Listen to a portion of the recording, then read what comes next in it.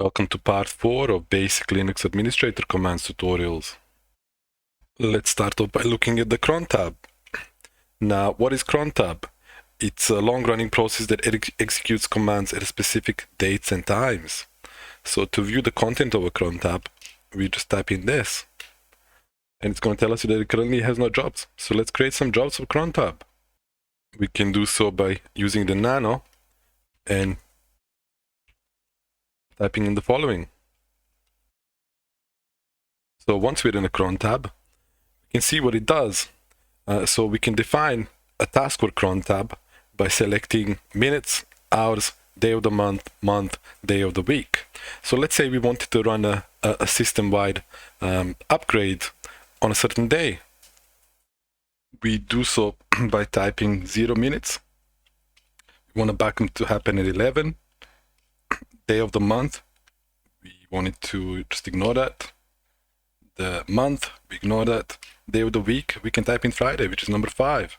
And then the user that's going to run this command is called root, that's us. And let's type in yum update. Now let's save.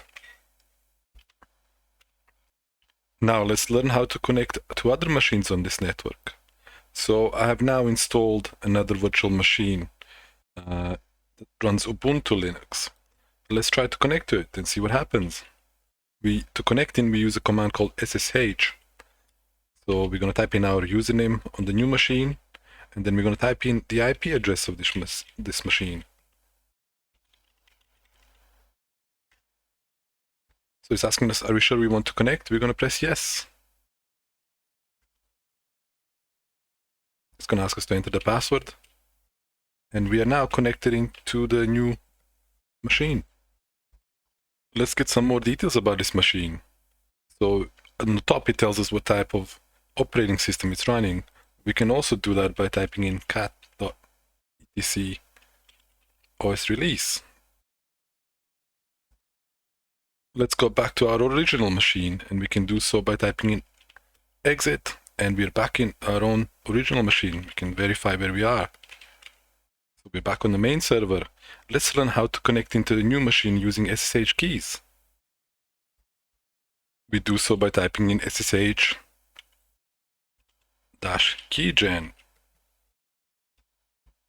And it's asking us where we want to save the root file. We just press enter.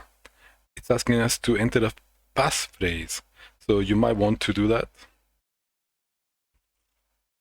Perfect, now the key has now been generated.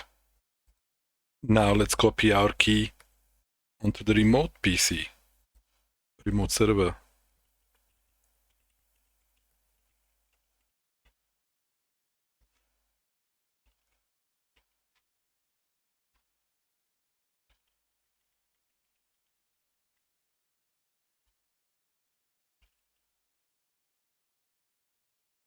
We have now added the key to this machine. So next time we try to connect in, we should just be able to SSH into it without typing in the password.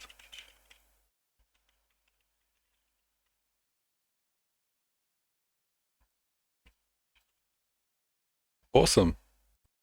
Now let's try to connect into the remote server again. And as you can see, we fully logged in. We will end this series of tutorials, and thank you for watching, and I hope you guys learned a lot.